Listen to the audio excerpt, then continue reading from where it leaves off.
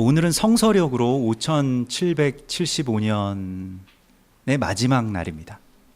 내일이 이제 나팔절 로슈 하샤냐가 되고요. 그래서 이 마지막 날을 우리가 이렇게 지내게 되는 것이죠. 갑자기 오늘이 마지막 날이라고 하니까 또 좀 당황스럽기도 하시겠습니다만은, 지난 한 해를 한번 돌이켜 보십시오. 초막절에서부터 시작된 하나님의 시간들이 오늘 지금까지 왔습니다. 우리 교회나 또 여러분들 각 가정교회와 또 각 가정이 어찌 보면 새로운 어떤 그런 뉴 시즌을 그렇게 지내왔고, 또 그렇게 우리가 함께 그 한 해를 지내왔습니다. 절기적으로는 면제년이라고 해서 이렇게 안식년, 그래서 우리가 안식하게 되는 그러한 해이고요.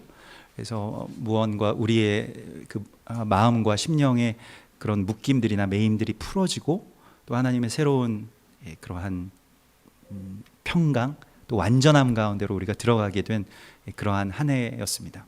앞으로 이제 새롭게 시작될 그 5776년은 절기적으로는 이제 희년이 되겠습니다. 그래서 정말로 여호와의 은혜의 해, 또 보복의 날이라고 하는 그 희년이 지금 이제 시작되는 그 앞에 우리가 서 있죠. 실제로 그 희년의 나팔은 언제 부냐면 나팔절날 부는 것이 아니고요, 그 대속죄일의 마지막 기도가 끝나면 희년 나팔을 불게 되어 있습니다. 그래서 나팔절로부터 또 열흘 동안 우리가 아주 힘써서 해야 될 일이 있는데, 그것이 무엇이냐면 회개입니다. 주님께로 돌아가는 것이고요, 또 주님께로 돌이키라고 선포하는 것이고요, 또 내가 주님의 마음으로 돌아가서 용서하는 것이고요, 또 용서를 받지 못한 사람들에게는 급히 가서 사화하는 기간이 바로 앞으로의 열흘의 기간이 되겠습니다. 그것이 온 열방과 이 우주의 언약을 결정짓는 아주 중요한 어떤 시기라고 주님께서 말씀을 하십니다. 우리가 생각할 때는 이제 새해가 되면 새로운 일들, 뭔가 어떤 힘차게 뭔가 앞으로 나가서 무엇을 하는 것에 대해서 굉장히 힘을 쓰겠는데, 성경에서는 그렇게 말씀하시지 않고 새해가 되면 회개하라. 첫 번째로 우리가 시작해야 될 일이 회개라고 말씀하십니다. 회개라고 하는 것에 대한 그런 하나님의 사명이 우리 가운데 있는 것이고요. 회개는 그냥 단순히 우리의 개인의 죄를 뉘우치는 것이 아니고 정말로 세상이 돌이켜지는 것이고요, 내가 돌이키는 것이고요, 또 그것이 갚아지는 것이 회개라고 말씀하십니다. 그래서 빚을 갚아주시는 것이고요, 또 하나님의 나라가 실제로 회복되는 것을 우리가 보게 될 것입니다. 그래서 오늘 하박국서의 말씀을 주시는데요, 이 하박국서는 정말 마지막 때에 선 우리들에게 주시는 말씀입니다. 하박국이라고 하는 선지자는 원래는 이 찬양대에서, 이 레위 지파의 사람으로서 찬양대에서 찬양을 맡고 있었던 사람입니다. 어찌 보면 이 하박국서 전체가 노래이기 때문에 CCM 사역자 정도, 그렇게 그 당시에 그런 사람이라고 할 수 있겠습니다. 노래를 부르고 그런 그 하나님의 일을 하던 사람이었는데, 어느 날 마음에 큰 압박이 왔습니다. 무엇이었냐면 바벨론이라고 하는 나라가 정말로 유다를 삼킬 것이냐, 저 갈대아인들이 정말 빠르게 지금 막 진군하고 있는 것이 자기에게 느껴졌어요. 그 당시에 무슨 어떤 CNN에서 중계를 하는 것도 아니었음에도 불구하고 그런 모든 정세들을 다 보면서 기도하고 깨어있는 자이다 보니까 갑자기 그것이 너무나도 큰 압박으로 다가왔습니다. 그래서 주변에 있는 사람들이 왜 그렇게 사서 불안해하느냐, 왜 그렇게 안달이냐, 그렇게 큰 일이 일어날 것처럼 그렇게 호들갑을 떠느냐라고 해도 자신의 마음에 어떤 안정이 되지 않았죠. 그래서 그가 하나님께 호소하기 시작한 것이 하박국서입니다. 하박국이라고 하는 선지자는 보통 다른 대부분의 선지자들처럼 하나님이 말씀이 임하시고 나는 좀 별로 이렇게 자격이 없고 잘 못하겠는데, 그런데 하나님 말씀하시니까 그냥 가서 이렇게 요나처럼 그렇게 가서 전하고, 그런 선지자가 아니었어요. 하나님께 먼저 가서 따진 그러한 선지자였습니다. 굉장히 특이하죠. 다른 선지자의 어떤 일반적인 그런 모습과는 다르게 하나님 앞에 자기가 먼저 가서 호소하는 것으로 시작된 말씀이 바로 하박국서의 말씀입니다. 하박국이라고 하는 이름 자체가 벌써 지금 어감도 뭐 이사야, 예레미야 하면 좀 그래도 뭔가 이렇게 좋은데 하박국 하면 어감 자체가 굉장히 세잖아요. 근데 그 어감과 꼭 같은 그런 뜻을 가지고 있는데 하박국이라고 하는 그 이름은 이게 이 레슬, 이렇게 뭐 씨름하다, 부둥켜 안다, 껴안다, 막 이런 건데 그냥 껴안는 게 아니라 막 그 레슬링 하는 사람들처럼 레슬링 하는 사람들이 한번 잡히면 그거 끝나는 거잖아요.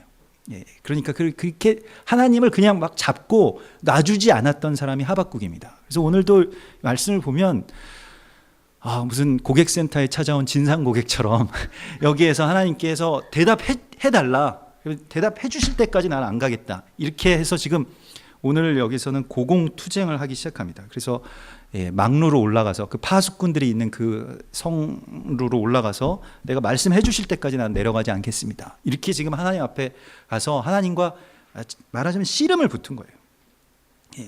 그래서 벌써 하박국의 뭐 이름처럼 하박국 시작 자체가 굉장히 까칠하게 시작합니다. 여호와여, 내가 부르짖어도 주께서 듣지도 않으시고 어느 때까지 대답 안 하실 겁니까? 이렇게 하면서 시작된 말씀이 바로 하박국서죠. 그런데 진상 고객이 찾아왔다고 해서 하나님께서 싫어하실까요?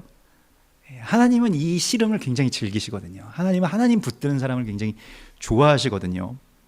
예수님께서 답답하신 것은 예수님의 제자들이 예수님이 이제 나는 죽으러 간다라고 말씀하시는데도 아무도 묻는 자가 없었다는 것입니다. 요한복음 16장 5절에서 지금 내가 나를 보내신 이에게로 가는데 너희 중에서 나더러 어디로 가는지 묻는 자가 없고 도리어 내가 이 말을 함으로 너희 마음에 근심이 가득하였도다. 굉장히 하나님의 어떤 시간이 되고 하나님의 때가 됐는데 마음은 좀 불안하긴 한데 뭐 하나님이 하신다고 하니까 뭐 알아서들 하시겠지 라고 하는 생각을 우리가 갖는 것과 꼭 같아요. 제자들의 모습처럼. 그런데 하박국은 그렇지 않았다는 것입니다. 세상이 뭔가 이렇게 막 급박하게 움직이고 마지막 때가 된 것 같은데 우리도 그런 생각들이 있잖아요. 막 여러 가지 사건들이 있고 정말로 이게 마지막 때라고 하고 정말 절기적으로도 정말 이 마지막 시간에 정말 다 거의 때가 다 찼는데 이때 마음은 좀 불안하긴 한데 뭐 괜히 뭐 여기 건드렸다가는 또 괜히 긁어서 부스럼 생길 것 같고, 그래서 내가 듣고 싶은 말씀을 안 해주실 것 같아서 질문을 못 하거든요. 왜 이렇게 됐습니까? 정말로 이런 일이 일어납니까? 할 때 정말로 일어날 거다라고 말씀하시면 너무 이게 불안하잖아요. 그래서 하나님께서 그래서 내가 너를 불렀다라고 하실까봐 또 불안하고, 갑자기 나에게 뒤늦게 나에게 무슨 어떤 다른 새로운 소명을 주시면 어떡하지? 내가 이것도 해야 되고 뭐 저것도 해야 되고 뭐 장가도 가야 되고 시집도 가야 되고 뭐 직장도 들어가야 되고 뭐 그래야 되는데, 그래서 묻지 않았다는 것입니다. 예수님이 십자가를 지러 가신다고 할까봐 묻지 않았다는 것입니다. 같이 가자고 하실까봐. 마지막 때가 되는데 우리 다 같이 가서 마지막 때에 너를 내가 산 제물로 받겠다, 그런 말씀을 들을까봐 무섭고 두려운 거예요. 그래서 아무도 감히 묻지는 않고 그냥 마음에 나는 아니지요 라는 어떤 그런 고백만을 하고 있다는 것입니다. 그런데 이 마지막 때에 하나님을 붙들고 씨름하는 한 사람, 그가 바로 하박국이었습니다. 그 성 안에 모든 사람들이 다 잠들어 있을 때 하박국은 파수꾼의 망루로 올라갑니다. 그래서 그 갈대아인들이 이렇게 무자비하게 이 유다를 다 멸망시키는 것이 옳습니까? 이렇게 정말로 하나님 정말 이렇게 하실 건가요? 라고 하는 것을 하나님께 묻고 있습니다. 다윗의 언약이 있고 아브라함의 언약이 있는데 다 어떻게 된 겁니까? 라고 하는 것을 하나님께 호소하고 도저히 이해되지 않는 하나님에 대해서 계속해서 집중해서 정말 물고 늘어지는 것이죠. 우리가 뭐 성경을 대할 때나 또 신학적인 내용에 대해서 우리가 만나게 되고 또 우리 마음 가운데 어떤 잘 모르겠는 것이나 또 이해가 되지 않는 부분에 있어서 그래 이해되지 않으니까 하나님이지 라고 그렇게 넘어가는 것은 꼭 좋은 것만은 아닙니다. 그게 편하긴 한데요. 그게 다 서로 다 편하고 하나님도 편하고 나도 편하고 뭐 목사님도 편하고 뭐 주변 사람들도 편한 것인데, 그런데 그렇게 되면 하나님의 정말로 하나님의 본래의 뜻, 그 깊은 감추어진 비밀들을 우리가 알 수가 없는 것이죠. 그러니까 이를 숨기는 것은 하나님의 영화이고 하나님의 어떤 권세이지만 이를 살필 권세가 우리 가운데 있거든요. 왕의 영화라고 말씀하셨거든요.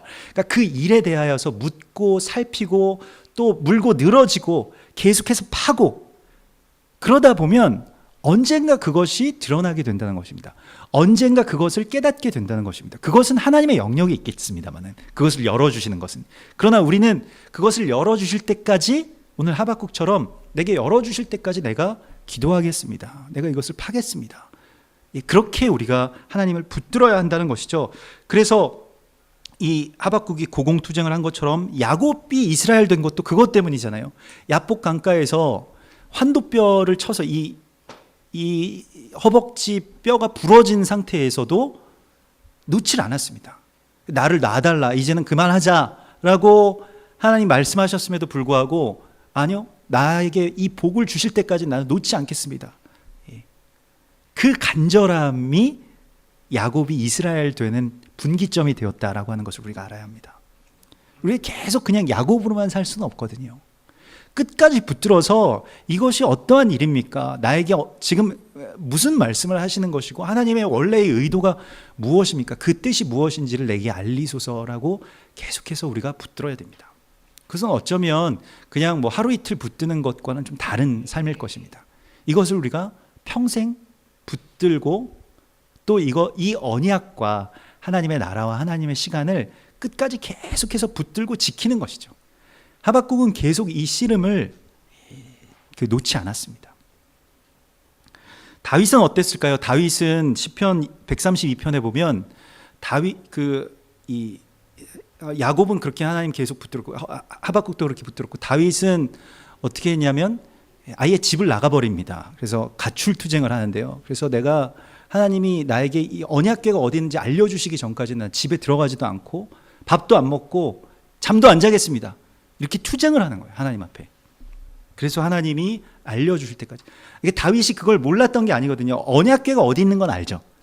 그 어떤 지역에 언약궤가 있다라고 하는 것은 알고 있었습니다만은, 그러나 정말로 언약궤의 참된 어떤 본질이 무엇인지에 대하여서 그것을 내가 찾게 해달라고 계속해서, 그러니까 언약궤는 들어왔지만은 다윗이 구한 것은 그 참된 언약궤라고 하는 게 무엇인지를 나에게 알려달라. 그게 자기 안에 의문이었거든요. 그때에 다윗에게 하나님께서 알려주셨죠. 내가 그것을 찾았나니 곧 나무밭, 그 에브라임에 있는 그 베들레헴 에브라다, 그 에브라다에 있는 그 나무밭에서 내가 찾았노라라고 말해요. 실제로 언약궤가 그곳에 있었던 것은 아닙니다만은 예수 그리스도의 그 존재에 대해서 다윗이 그것을 깨닫게 된 것이죠. 붙들었기 때문에 열린 것입니다. 누가복음 18장 5절에서 이 과부가 나를 번거롭게 하니 내가 그 원한을 풀어주리라. 그렇지 않으면 늘 와서 나를 괴롭게 하리라 하였느니라. 하나님이 이런 사람을 찾으신다는 거예요. 늘 와서 나를 괴롭게 하는 사람, 늘 와서 나를 깨우고 하나님께 부르짖고 이러한 사람을 찾으신다는 것입니다. 주께서 이르시되 불의한 재판장이 말한 것을 들으라. 그러나 인자가 올 때에 세상에서 이러한 믿음을 보겠느냐, 이렇게 말씀하십니다. 세상에서 믿음을 보겠느냐. 여러분, 믿음이라고 하는 것이 무엇입니까? 오늘 이렇게 하나님께서 이 하박국서 2장에서 말씀하시는 이 믿음, 오직 의인은 믿음으로 말미암아 산다라고 하는 그 믿음이라고 하는 것이 무엇입니까? 그것을 하나님이 우리에게 구하고 계신 것입니다. 인자가 올 때에 믿음을 보겠느냐. 오직 의인은 믿음으로 말미암아 살리라 하신 말씀과 꼭 같은 말씀이에요.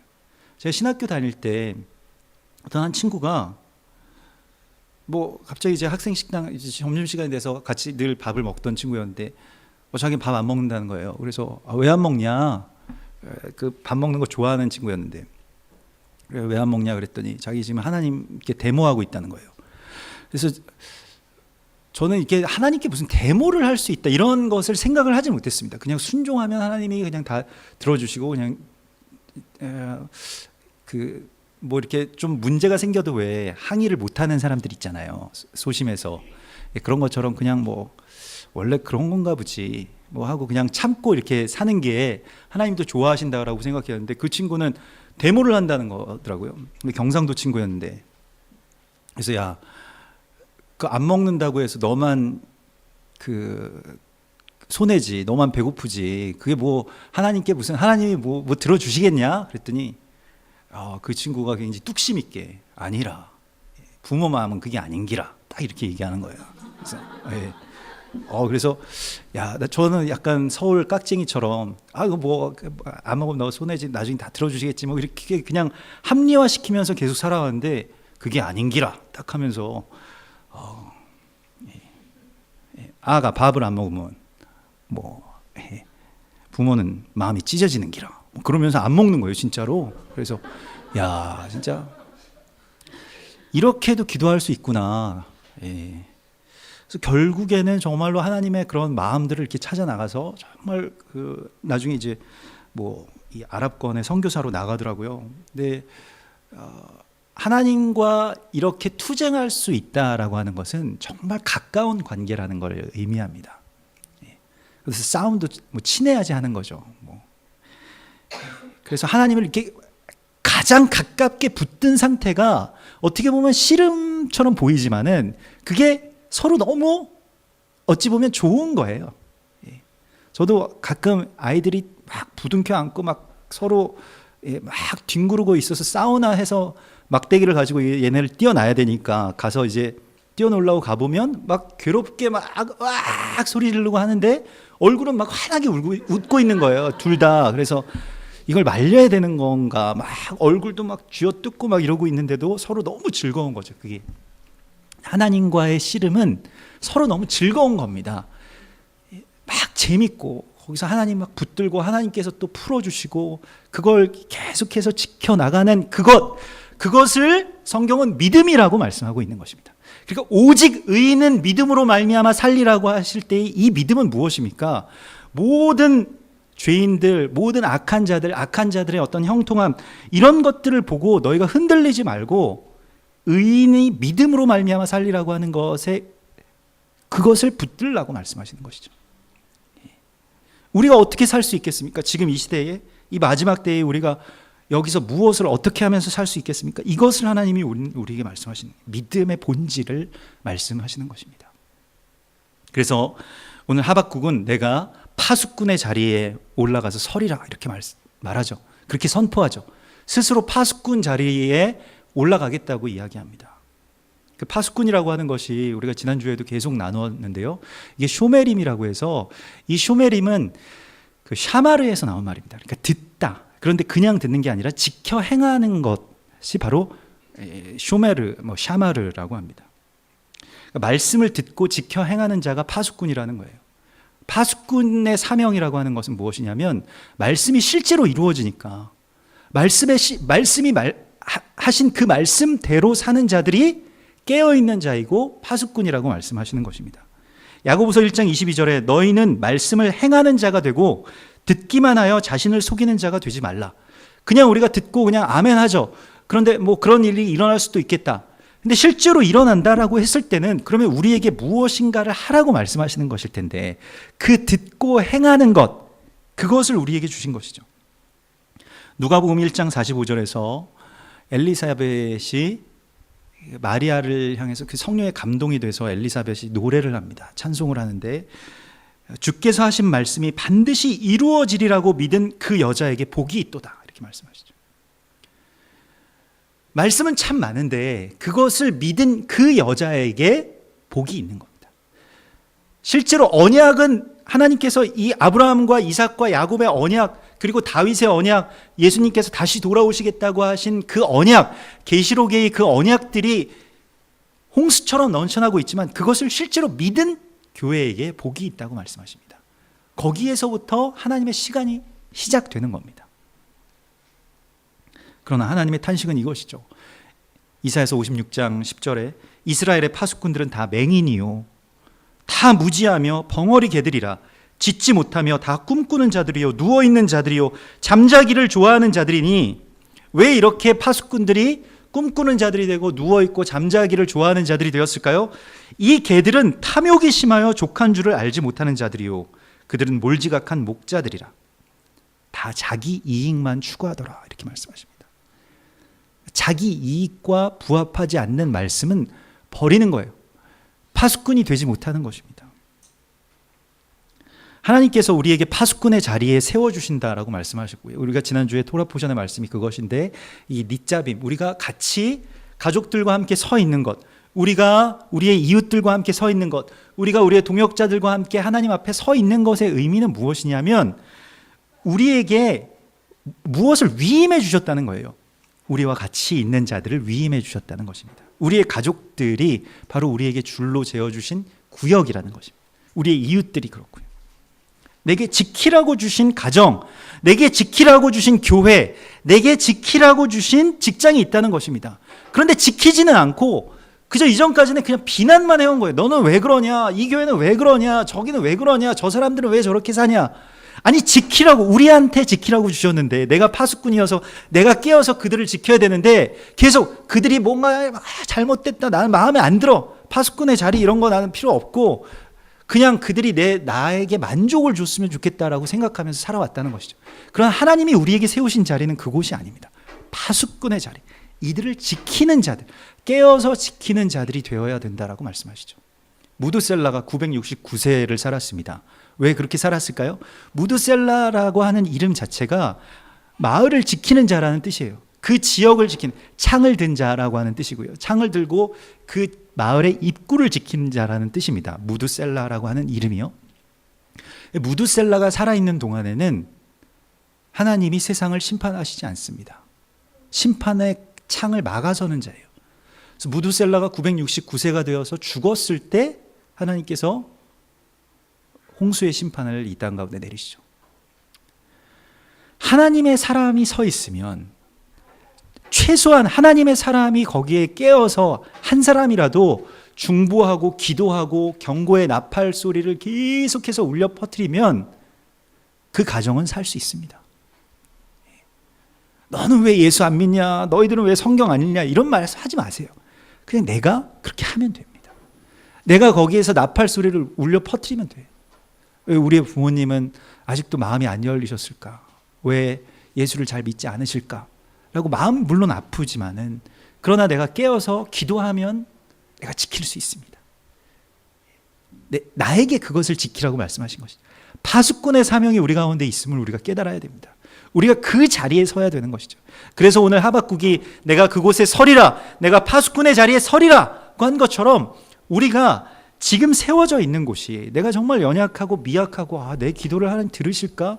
그것이 아니라 하나님 내 기도를 꼭 들어주셔야만 됩니다. 지금 하박국이 이렇게 하나님 앞에 어떻게 보면 거칠게 하나님을 붙들고 하나님을 물고 늘어줄 수 있었던 이유도 자기 자신의 안위 때문이 아니거든요. 아니 이 나라에 내가 이 말씀에 대해서 깨어서 여기에 압박을 느끼는 사람인데 가만히 있어서는 되겠는가라고 하는 생각을 가지고 하나님 앞에 나아간 것이죠. 하나님께 호소한 것이죠. 내게 지키라고 주신 가정이 있습니다. 내게 지키라고 주신 직장이 있습니다. 내게 지키라고 주신 교회가 있습니다. 이것을 우리가 지키는 것입니다. 누가 세워주고 누가 뭘 어떻게 할 것인가를 기대하는 단계는 이미 지난 거예요. 마지막 때는 이 한 사람이 그냥 거기에 서는 것입니다. 그 폭풍우를 무릅쓰고 그 파수꾼의 망루에 지금 하박국이 선 것입니다.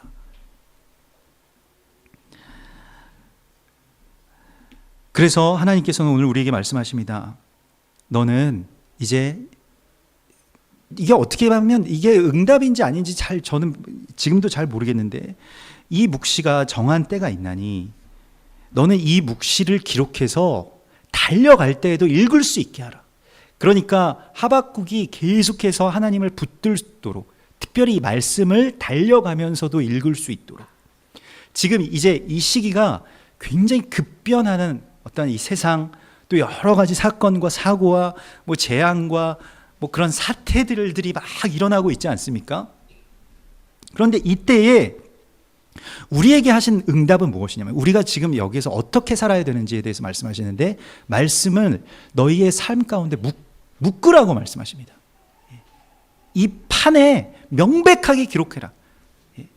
여러분들 다 판 하나씩 가지고 계시잖아요. 지금도 다 타블릿이라고 이렇게 판이 영어 성경 타블릿이거든요. 아무튼 어디에든지 묶어가지고 거기에다가 새겨서 하나님의 말씀을 계속해서 들을 수 있도록 하라고 말씀하십니다. 계속해서 읽고 달려가면서도 그것을 읽을 수 있도록. 그래서 오늘날에 출퇴근하시는 분들은 다 뭐 하나씩 꽂고 다 이거 보고 계시잖아요. 그래서 그것도 굉장히 진기한 그런 풍경이더라고요. 그걸 이렇게 안 하다가 이렇게 한번 이렇게 보면 지하철이나 버스에 타보면 사람들이 다 그렇게 이걸 꽂고 이거 하는 게 거의 미래 사회에 이렇게 정말 다 만들어낸 사람들처럼 다 이렇게 무표정하게 이걸 하고 있는데, 그런데 하나님의 말씀을 계속해서 어떤 판이든지 아무튼 거기다 새겨가지고 들으라고 말씀하시죠. 그래서 자꾸 청년들도 이렇게 무슨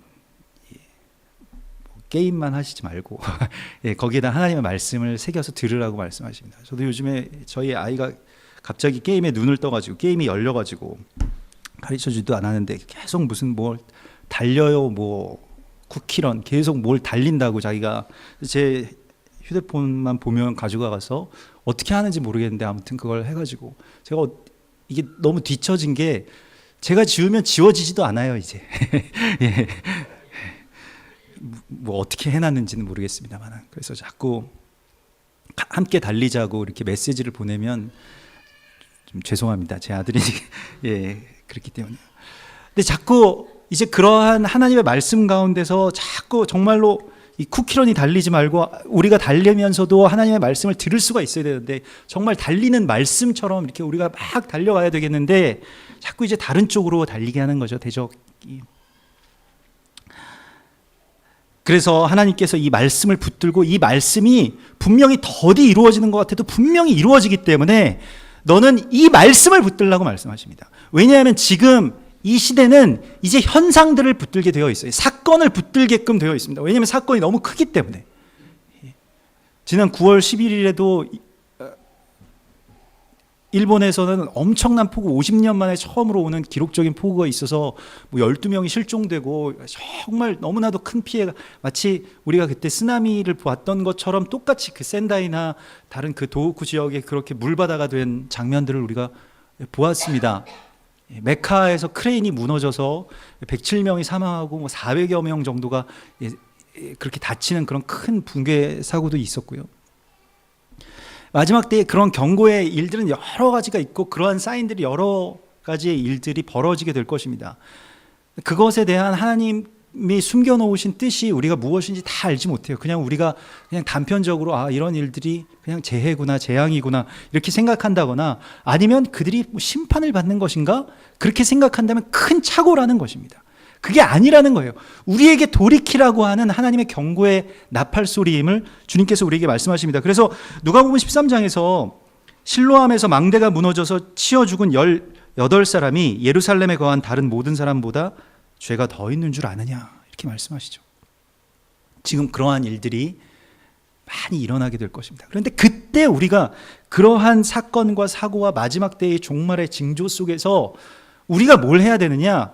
이때는 정말 세상이 갑자기 하나님의 시간은요, 이 가을절기 보세요. 갑자기 아무 일도 없이 이렇게 쭉 있다가 갑자기 막 절기들이 세 번이 연달아서 일어나면서 너무나도 큰 변화들이 세상이 확 뒤집어지는 것과 같이 변화가 일어나거든요. 그렇기 때문에 이 시대에 우리가 해야 될 일은 말씀 붙드는 것입니다. 언약을 붙들어야만 이게 좋은 일인지 아니면 이게 정말로 하나님께서 심판하시는 일인지, 여기가 하나님의 분노 때문에 이러한 일이 일어나는지 아니면 하나님께서 이 일을 통해서 나에게 뭘 말씀하시는 것인지를 깨달을 수 있는 것입니다. 만일 이걸 붙들지 못하면 그저 우리의 마음 가운데 있는 두려움이 자극되게 됩니다. 이 두려움이 자극되면 어떻게 되냐면 오늘 여기서 보라 그의 마음은 교만하며 그의 속에서 정직하지 못하니, 그러니까 적 그리스도가 우리를 지배하게 됩니다. 그냥 그 통제 아래로 들어가게 됩니다. 마지막 때가 되면 굉장히 두려울 만한 일들이 많이 생기게 되거든요. 실제로 전쟁이 있을 것이고요. 실제로 그런 재앙들이 있을 것이고요. 우리가 지금 거기에서 뭐 지금은 TV에서만 일어나는 일들처럼 보이지만 실제로 그런 일들이 우리에게도 일어나죠. 우리가 그 매달 나가는 그 뉴스페이스몰 그 광장도 붕괴 사고가 일어나서 17명 사망한 바로 그 장소 아닙니까? 16명 사망했던. 계속해서 우리 가운데 그런 일들이 일어나고 있음에도 불구하고 더 위험한 것은 무엇인지 아십니까? 그게 우리에게 아무런 찔림이 되지 않는 것이죠. 나에게 찌르는 가시가 되지 않고요. 나에게 돌이키는 자극이 되지 않아요. 아니, 얼마나 더 죽어야, 얼마나 더 큰 일이 생겨야 내가 돌이킬 수 있겠습니까? 내가 비로소 느릿느릿 그 망로에 올라가서 파수꾼의 나팔을 불 수가 있을 것입니까? 하나님이 어디까지 하셔야 내가 돌이키겠느냐? 이걸 우리가 시험하고 있는 것은 아니거든요. 그래서 예수님께서 너희가 빨리 돌이켜서 그 자리로, 우리가 원래 서야 될 그 자리로 가서 서라고 말씀하시는 것입니다. 이것이 하나님이 하박국에게 하신 말씀이고 우리에게 하시는 말씀입니다. 그래서 이 묵시가 정한 때가 있으니 그 때가 차서 그 일들을 다 이루게 될 것인데, 우리가 지난주에도 우리가 함께 나누었던 것과 같이 때가 찬다라고 하는 것은 우리가 그래서 그런 큰 일이 일어나기 때문에 우리의 하루하루의 삶을, 일상을 채워야 된다는 것입니다. 시간이라고 하는 것은요, 그냥 지나가서 과거로 그냥 계속해서 지금 현재가 과거로 없어지고 기억의 늪으로 빠져버리는, 망각의 늪으로 빠져버리는 것이 아니라 성경적인 시간, 이 욤이라고 하는 것은 하루를 내가 그 언약을 위해서 치우고 있는 것이거든요. 그러니까 나의 삶, 내가 가족들에게 하는 말, 나의 기도, 나의 관계, 그러한 것들로 이루어진 이 하루라고 하는 이 욤이 채워진다는 것입니다. 나의 일상이 채워진다는 것입니다. 나의 대화가 그렇게 쌓여서 채워진다는 것입니다. 무엇을 위해서 채워지냐? 마지막 때를 향해서 채워지고 있다는 것입니다. 내가 그것을 쌓아놓고 있는, 내가 그것을 쌓아 올리고 있다라고 말씀하고 있는 것입니다. 그래서 너희는 이제 이 마지막 때에 무엇을 해야 되냐면 오직 의인은 믿음으로 말미암아 살리라, 이 말씀을 주님께서 주시죠. 그래서 우리가 어떻게 살아야 되냐? 오직 의인은 믿음으로 말미암아 살리라. 이 말씀은 정말로 이 지구상의 역사를 바꾼 말씀입니다. 바울이 이 말씀을 붙들어서요, 이 하박국서 2장이 이 말씀을 붙들어서 로마로 가서 순교할 수 있었습니다. 로마서를 썼죠. 로마서 1장 17절에 기록된 바 오직 의인은 믿음으로 말미암아 살리라 함과 같으니라고 하면서 그리스도 예수의 그 언약의 성취와 은혜가 놀랍도록 이 세상을 뒤집어 엎을 것이라고 하는 것을 선포했습니다. 그리고 자신이 스스로 로마에 가서 이 씨앗이 돼서 거기에 뿌려졌죠. 내가 이 복음을 부끄러워하지 아니하노니 이 복음은 모든 믿는 자에게 구원을 주시는 하나님의 능력이 됨이라. 오직 의인은 믿음으로 말미암아 살리라. 이 복음을 붙들었다는 거예요. 믿음으로 말미암아 산다는 것이 무엇입니까? 예수 그리스도의 삶이 믿음으로 말미암아 사신 삶이라는 것입니다. 그러니까 복음이라고 하는 게 예수님이 사신 이야기잖아요. 예수님에 관한 이야기가 아니라 예수님이 실제로 하나님이 이 땅 가운데 오셔서 어떻게 살아야 되는지를 보여주신 이야기가 복음입니다. 실제의 삶, 어떤 관념적으로 그런 분이 있었다라고 하는 것이 아니라 그게 믿음이라는 것입니다. 믿음은 에레모스라고 해서 이 에레모스라고 하는 것, 이게 믿음은 아무르, 에모르라고 그렇게 이야기하는데, 이 에모르라고 하는 것은 견디다는 뜻입니다. 그러니까 붙들다는 뜻이고요. 그래서 이게 아멘에서 나온 것인데, 이게 마치 그 장막을 이렇게 고정시키는 말뚝과 같이 장막이 막 흔들리려고 할 때 이게 말뚝이 이 팩이 팍 박혀 있으면 그게 이제 힘을 받고 견디는 거지, 장막을 세우는 거잖아요. 이게 믿음이라고 말씀하십니다. 그러니까 의인은 뭘로 사느냐? 믿음으로 말미암아 사는데, 믿음이라고 하는 게 뭐냐? 끝까지 견디는 것이 믿음이라고 말씀하시는 것입니다. 견디는 것, 끝까지 살아남는 겁니다.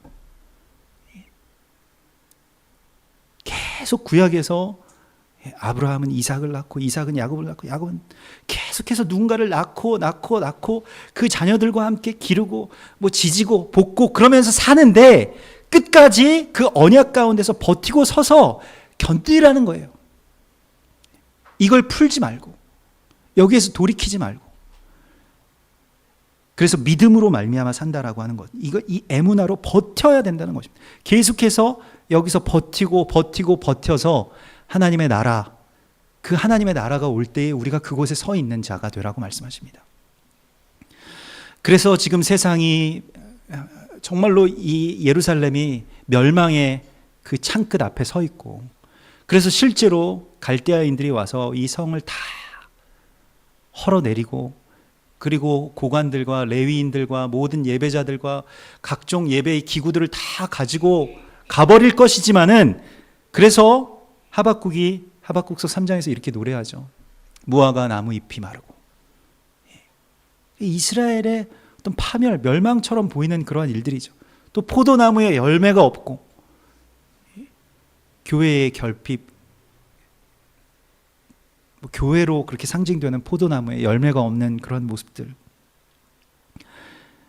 그리고 외양간에 소가 없고 이제 더 이상은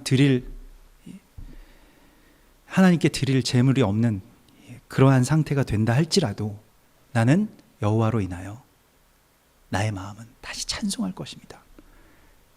그게 버티는 것입니다. 우리에게 이 믿음을 주시는 것입니다. 우리에게 마지막 때에 소망이 없으면 이제 마지막 때는 계속해서 절망으로, 두려움으로 우리의 삶 가운데 점철되고 말 것입니다. 하나님께서 우리에게 주신, 하나님께서 우리 삶 가운데 주시는 이 놀라운 삶의 역사, 삶의 성취, 그것이 무엇인지 아십니까? 끝까지 버티라고 말씀하십니다. 하나님 주신 이 자리에서 우리가 지난 한 해 그렇게 버텨왔던 것처럼, 그렇게 버티면서 하나님의 나라를 기다렸던 것처럼, 이제 새롭게 시작되는 이 한 해 주님께서 우리에게 주시는 것은 오직 의인은 믿음으로 말미암아 살리라 라는 말씀입니다. 그래서 결국에는 물이 바다를 덮는 것과 같이 이 물이라고 하는 것은 하늘에서부터 내려오는 생명생수가 죽음이라고 하는 이 바다, 이 얌을 덮어버리신다라고 하는 말씀이에요. 그래서 그것을 덮는 것과 같은 그러한 놀라운 하나님의 역사를, 하나님의 영광, 여호와를 아는 지식으로 이 세상이 다 충만해질 것이다. 그러므로 지금 우리의 삶 가운데, 지금 이 세상에 나타나는 이 패망, 멸망, 심판처럼 보이는 이 일들은 심판이 아니다, 재앙이 아니다 라고 말씀하시는 것입니다. 하박국이 이 말씀을 붙들었을 때 다시 찬송할 수 있었습니다. 이제는 절망의 시대, 이제는 찬송을 잃어버리게 되는 시대 가운데로 우리가 들어갈지도 모릅니다. 교회는 이미 정말로 포도나무에 열매가 없는 시대 가운데로 접어들었죠. 우리가 그때에 하나님께서 주시는 이 말씀 붙들고 끝까지 버티고, 또 하나님 말씀 붙들고 정말 레슬링 하는 것처럼 끝까지 서 있는 하박국과 같은 주의 사람들이 되기를 소망합니다. 우리 같이 기도하겠습니다.